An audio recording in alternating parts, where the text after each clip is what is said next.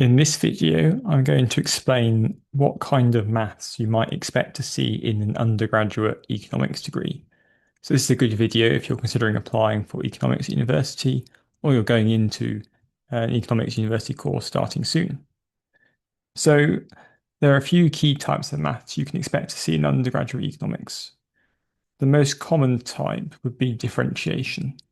So this could be differentiating a function, taking the derivative for a univariate, a single variable function, or it could be some kind of more complicated function where you have to differentiate in terms of multiple variables, or it might be a constrained optimization problem. Why are we interested in differentiation, the rate of change? Well, it's useful for modeling consumer and firm behavior. So in economics, we often talk about consumers maximizing utility or firms maximizing profit. Well, how do we find the stationary point, the maximum? In a sense, well, that would be through calculus. The second most common type of maths and economics undergraduate would be graph sketching. So taking a function and being able to sketch that. And using that to derive the familiar economics graphs you might have seen if you've done A-level economics or equivalent. So the supply curve, the demand curve, or a macro ASAD diagram, and trying to explain those economic mathematical models in terms of a graph. There's also a lot of undergraduate economics relating to statistics, and this includes things like regressions, so basically a line of best fit and working out the line of best fit that best fits your data. Hypothesis tests, so testing whether a line of best fit does have a certain gradient or not.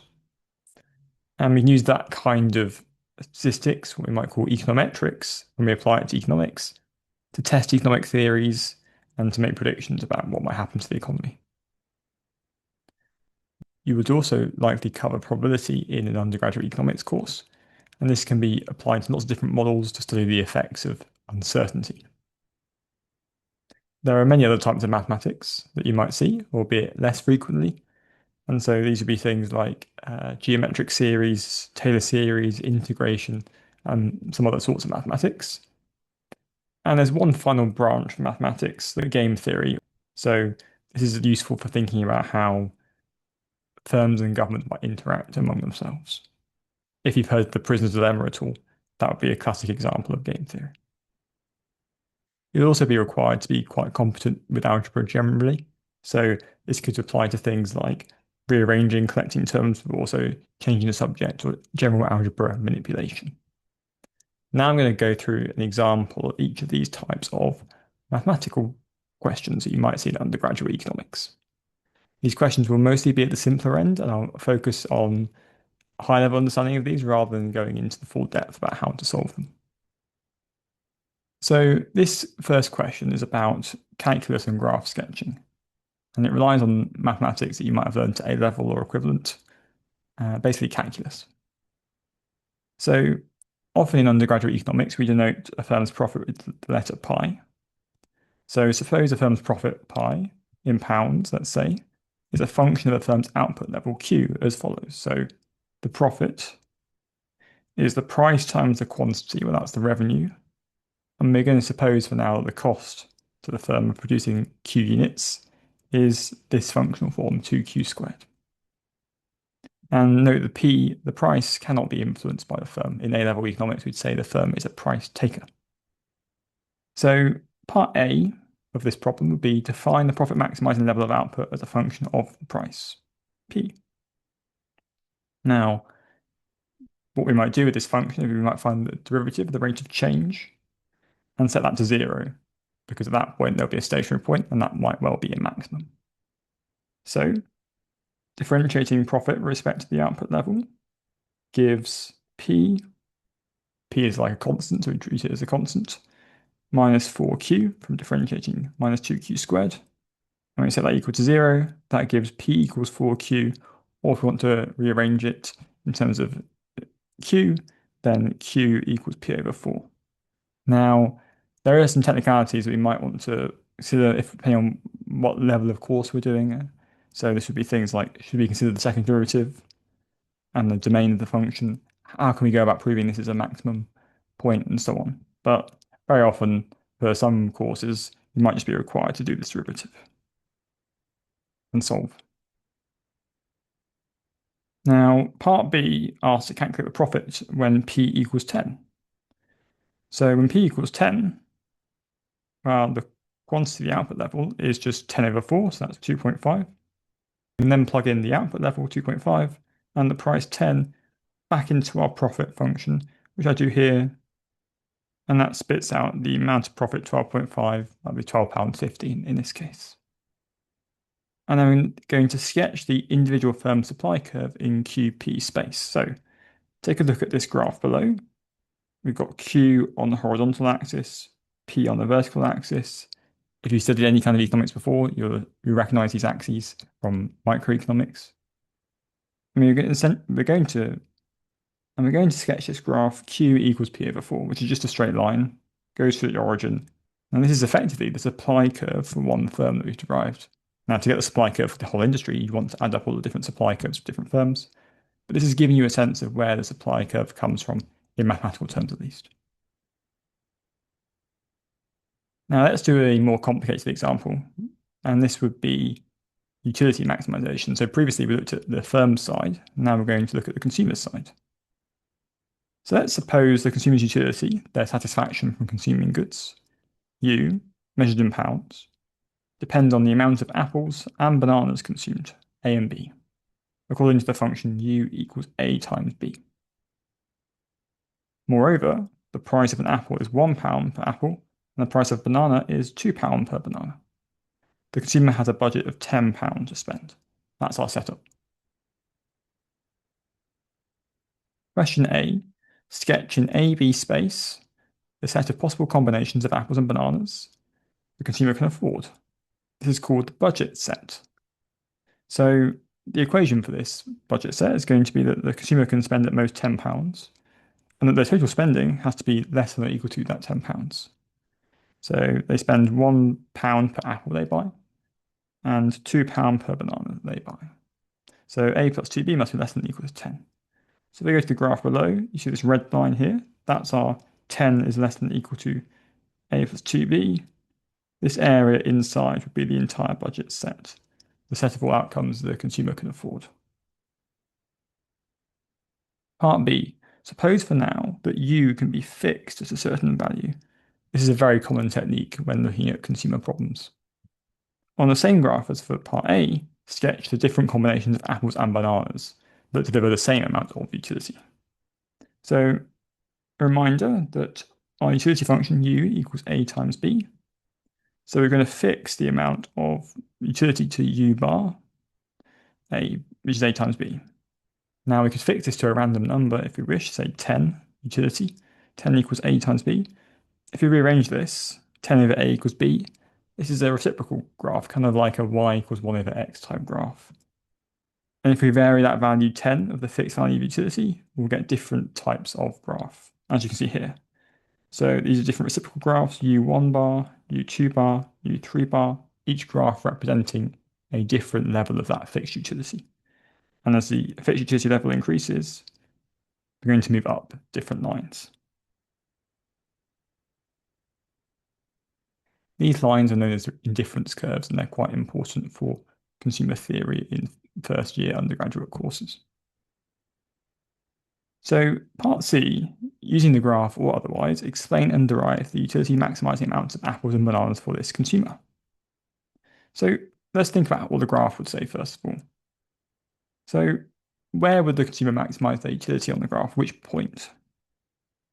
Well, consider any points on this lower utility level, U1 bar.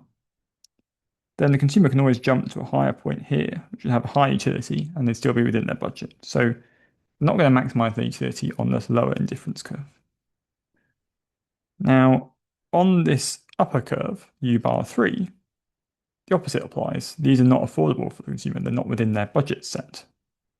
So the outcome that's going to maximize their utility while remaining within their budget set, this is so-called constrained optimization, is going to be this point here, which just touches the budget line. That's going to be utility maximizing outcome. But how can we find that outcome algebraically? We're going to do a simplified approach to this problem using substitution. So how we might write out the problem at an undergraduate level would be that we're maximizing this function a times b by picking a and b to maximize this, subject to this constraint that the consumer must remain within their budget set.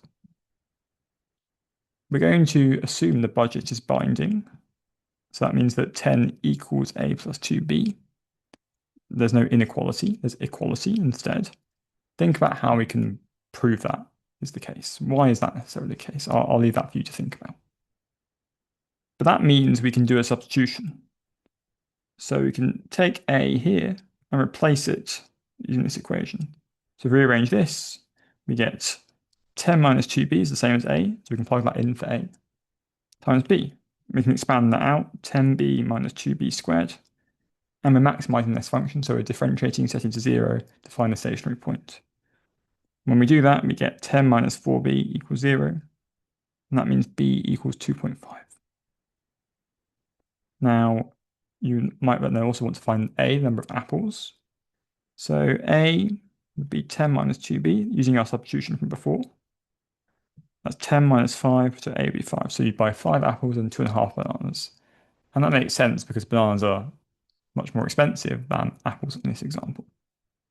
Now, of course, if you're doing a full rigorous proof, you might want to consider other parts of this proof, such as the second derivative and ruling out what we might call corner solutions, or these edge cases. But for now, this is the general structure of the problem and how you might solve it. At undergraduate level, there is another technique you might use to solve these problems called the Lagrangian method, but I'll leave that out for now. This is another way you could solve that kind of problem. But why is this useful? Well, this allows us to derive demand or supply in the previous example. And these are building blocks for lots of other micro and macro models for thinking about consumer welfare and producer welfare as well. Now I'm going to do an econometrics example. This is essentially econometrics. It's regressions, hypothesis testing in econometrics. And an example could be maybe we're labor market economists and we're trying to think about the effect of education on the wage. So if you take a year more of education or if you go to university, how does that affect your wage in the future? So we might have some data, and maybe our data can be shown in this diagram here on the left. So someone with this many years of education managed to get this wage up here for this level of education, and someone over here managed to get this level of education and this wage, and similarly for this point, and so on. So we have all these data points. Now, econometrics is essentially trying to find a line of best fit, but in a kind of glorified way. So that's all we're trying to do here, is find a line of best fit for this relationship.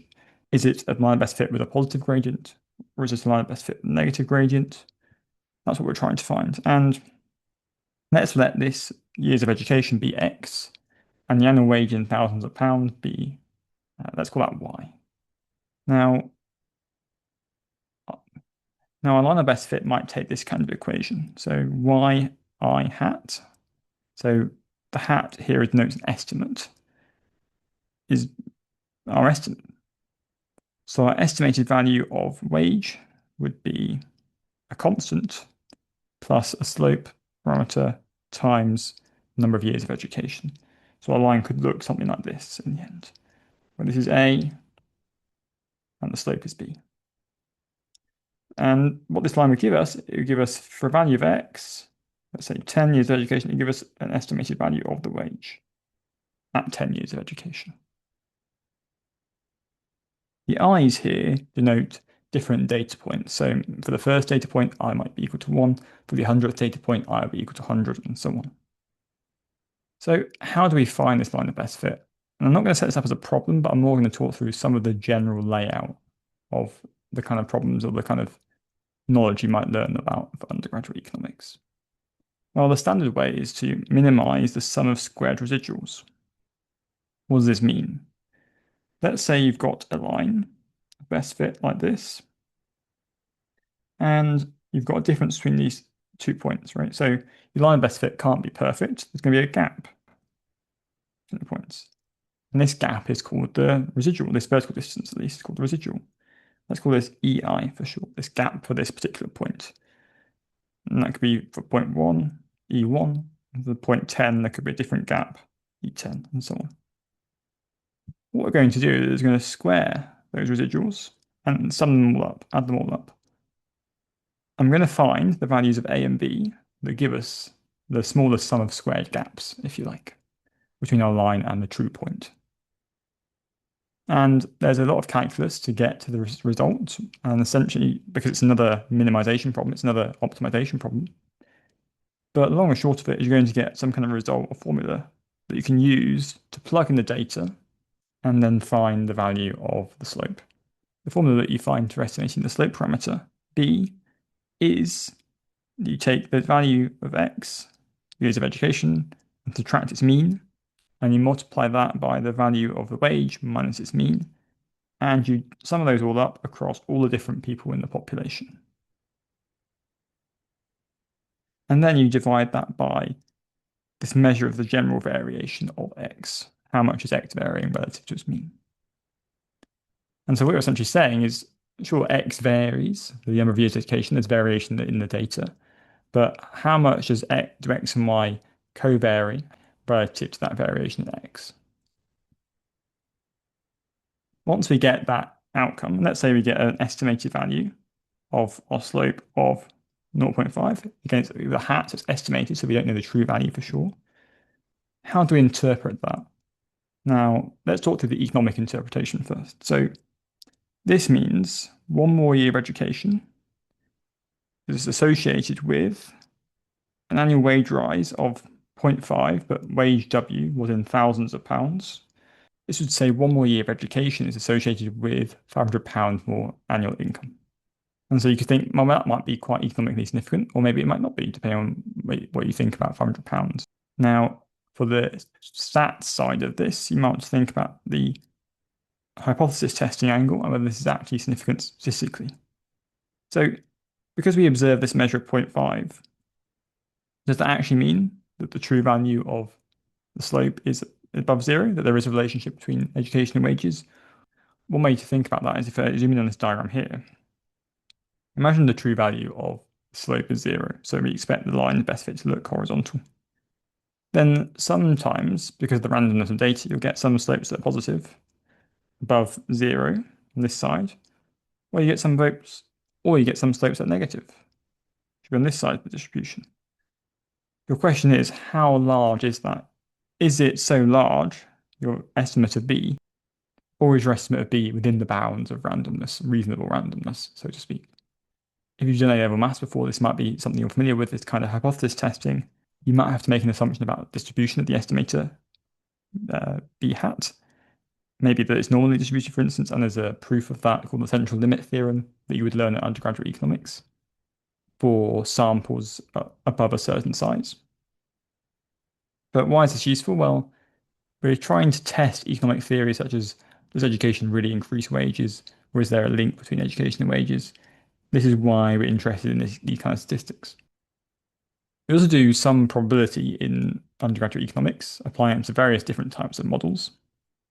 And one application is to risk, uncertainty, and so on. So here's the problem to do on this. So Carl starts with no wealth, has a utility function according to ux. This function is x to the half. So if you have £10 suddenly, then your utility would be the square root of 10. Part A. Consider the following scenario A. Suppose that with probability P, Carl wins £100. With probability 1 minus P, Carl does not win any money. Calculate Carl's expected utility. Now, expected utility is one way that economists try to think about uncertainty. Now, there are other ways. This is one way that's often taught in undergraduate economics courses. So the expected utility, which I'll call EU for short, is the probability P that you get 100 multiplied by the utility from getting 100 plus 1 minus P times utility from getting nothing. So P times 10, because utility from 100 is square root of 100, which is 10, and 0, essentially, which is 10p. So that's our answer to part A. Now, in another scenario, B, car receives amount Y pounds for certain. Given car has the same expected utility in scenarios A and B, derive the value of Y. So that last sentence is saying that utility from getting this amount Y for certain is the same as our utility from part A in expected terms. So that's 10p there. So u of y, utility as a function of y, is just y to the power of half, taking that function from above. I mean, that's equal to 10p. So just to get y, we need to square both sides. So 10p squared, which is 100p squared. So let me give you an example of this. Let's suppose from part A that you had probability was actually 0.5. What would this mean? What this would mean is that if you had a 50% chance of getting 100, let's say 100 with probability 0.5, WP being with probability, and 0 power and probability 5, that would give the same utility as 100 times 0.5 squared for certain. In other words, as receiving £25 for certain for this consumer in this example. Now, there are other types of mathematics you may come across a bit less frequently than some of the other types we've covered so far, but they might still appear occasionally. And so one type is geometric series. Let's suppose the government spends £10 million on extending a train line, which pays workers to build a train line. So of that £10 million, a fraction C is spent by the construction workers on goods in local shops. Of the extra expenditure in local shops, a fraction C is then spent further by shop workers in local shops. So imagine, for example, C was 0.5, then the government spends 10 million, gives that all to the construction workers. The construction workers then spend half of that, so 5 million, in their local shops. Then those shop workers would spend half of that money, so 2.5 million, in their local shops, and so on and so on. This process keeps repeating. This is what is called the multiplier effect.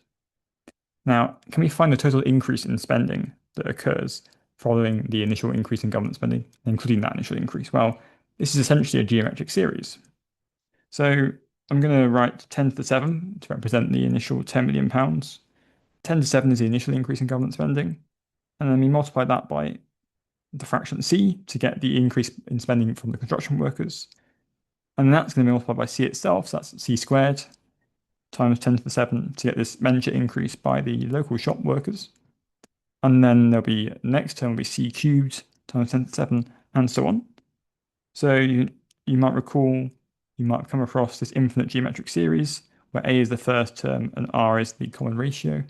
And that gives the infinite sum of A over 1 minus R. So we can apply that here as well. So the first term is 10 to the 7 over 1 minus, well, the common ratio is C. So that would be our multiplier in total. So in other words, an example of this, if our C value was 0.5, for example, then we would get 10 to the 7 over 1 minus 0.5, which is just 20 million pounds. So the initial increase in government spending of 10 million leads to a combined effect on total spending of 20 million pounds. Another type of problem is an integration problem involving consumer surplus. So consumer surplus is the difference between what consumers are willing to pay and what they actually pay. Suppose consumers actually pay a price P, while consumers' willingness to pay is represented by the demand curve with this equation, P equals 10 minus Q to 0.5, or as written here, P equals 10 minus Q to the half, where Q is the market quantity consumed.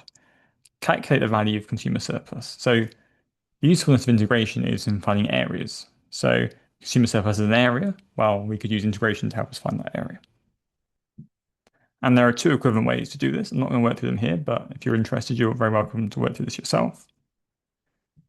Essentially, they both involve integration. One way is to find this area here through integration and subtract off this area here. So you're left with this area here, which is the consumer surplus. And that's what this first formula does. It takes the area under the demand curve between 0.0 and Q1, and then it subtracts away price times quantity, which is this rectangle here. So that we're left with the consumer surplus area, which is this area here. Another approach is to integrate from the price side. Between 10 and P1, the area is demand curve bounded by the vertical axis, but here you'd have to invert the function. So rather than having P as a function of Q like we have earlier, you'd have to have Q as a function of P instead, so you'd have to rearrange the function. And why is this useful? Well, consumer surplus is one way of measuring welfare, implications of markets and government policies. So this is where integration might be useful. And there are many other types of mathematics you may come across in undergraduate economics occasionally, but these are some of the most common types. And finally, there's this branch of mathematics you may come across, or logic, but it is mathematical in some ways, and this is game theory. So let's start off with a simple example of game theory, which is the prisoner's dilemma. You may have covered this at A-level before as well. Consider the following game below. And in this game, we've got two firms, firm A and firm B, and they can either choose to have a high price or a low price, and we'll assume they make these choices simultaneously at the same time. Well, if they price high, they get this profit. If the firm prices high as well. So this is A's profits and this is B's profits. And if they went from high price to low price, high price, then firm A would get £5 million of profits and firm B would get 0 million, for example. So the goal is to find all the pure strategy Nash equilibria of this game. All that means is that it's a strategy where there's no mixing of strategies, it's just the player committing, the firm in this case, committing to playing a single option. So how do we find the Nash equilibrium? What is a Nash equilibrium? A Nash equilibrium is where all agents play their best responses to whatever the other player is playing. Let's discuss what this means with an example. So let's suppose we begin at this outcome here where both firms are pricing high. Is this the best response of both firms? Or can one firm do better given what the other firm is doing? So given firm B is pricing high, can firm A do better? Well, if they price low, they'd actually increase their profit by 2 million, from 3 to 5 million. So actually, this would be a better response for firm A would be low price, not high price. So this is not a Nash equilibrium, therefore. And we could do the same thing for firm B. Their best response, if firm A is pricing high, is actually to lower their price as well. So this definitely cannot be a Nash equilibrium. And I'm going to use this underlining technique to show where the best responses are. Let's take one of these corner outcomes we were looking at. So maybe firm A is pricing low and firm B is pricing high. Is that a Nash equilibrium? Well, firm A can't do any better. We already established that, right? They don't want to go to high price because they'd lose 2 million. But can firm B do better, given firm A is pricing low? So if firm B went from pricing high to pricing low, given A is pricing low, they would gain £2 million. So actually, this would be a best response. And so this is not a Nash equilibrium. And symmetric logic would apply to ruling out this as a Nash equilibrium, low price for B and high price for A. And that would be because it would be a best response to lower the price for firm A to increase profit from 0 to 2. And Nash equilibrium is where all agents are playing their best responses. This happens at this outcome in the bottom right. So where both firms priced low. So low price is the Nash equilibrium of this game. This is a useful game to talk about in terms of oligopolies, for instance. Also has other applications, maybe thinking about criminal behavior, for instance. Let's consider a different type of game. And I'd like to find what's called the subgame perfect equilibria in this game below. Now, this is a sequential game. So what this means is that firm A goes first, and then firm B goes afterwards. So the key technique for this game is what's called backward induction. Now we're going to make some assumptions, in particular that all actions are visible. So firm B, when it gets to make its choice, will know what firm A has done. Now for these sequential games, we're going to use backward induction. So we start with the last possible choice, which is firm B. So I'd like to think about this game as two firms. One firm, firm B, is already in the market. We call them the incumbent firm. And firm A is deciding whether or not to enter the market based on what B will do if A does enter. So B has two options. They could either accommodate the new entrant, in which case the profits are £1 million each, firm A and B respectively, or they could choose to fight, maybe engage in some predatory pricing or lowering the price dramatically to try and outcompete the new entrant. And that would lead to losses of £1 million each. So which would B do? Well, B is the second part, and so comparing these two numbers, -1 and 1. So according to this, if we got to this decision point, B would accommodate because 1 is better than -1. So now we go back to the next decision point before this, which is firm A's decision point up here. Now in this case, firm A is deciding whether to enter the market or not. But they know that if they do enter, that the firm B will accommodate, and so they'll get profit of 1. But if A does not enter, they'll get profit of 0.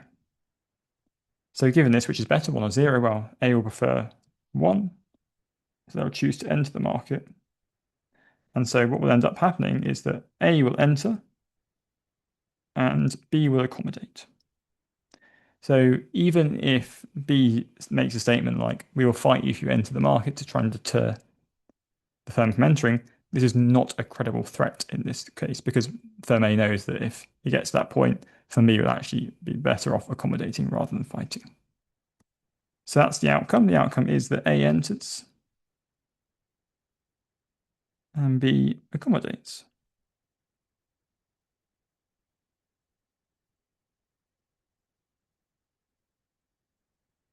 This is useful for analyzing firm behavior. So if you were a competition regulator or even a business and you want to think about how firms behave, this kind of tool of game theory could be one tool in your toolkit among many others to use when thinking about firm behavior. So some final thoughts is that the content you'll cover will differ by university, and this is a very shallow, gentle introduction into mathematics you might cover in economics, but it gives you a flavour of the kind of math you'll be expecting. So it won't be so much trigonometry typically, if any trigonometry. I'm not sure I had much trigonometry, if any, in my undergraduate course. But it'll be more about differentiation, calculus, graph sketching, probability, statistics, and so on. Mathematics can be useful for understanding the economy, and it has lots of uses. Sometimes this practical application is lost because you're just stuck in doing economic theory using lots of heavy mathematics. And so sometimes it can be good to kind of check, well, is this useful? Maybe ask someone or a lecturer or a teacher, what is this useful for? And there is indeed a bit of a debate about how mathematical these degrees should be. But I think these mathematical tools, at least some of these mathematical tools, can be very helpful. You can find more discussion about economics, including undergraduate economics, on my website. Thank you for watching.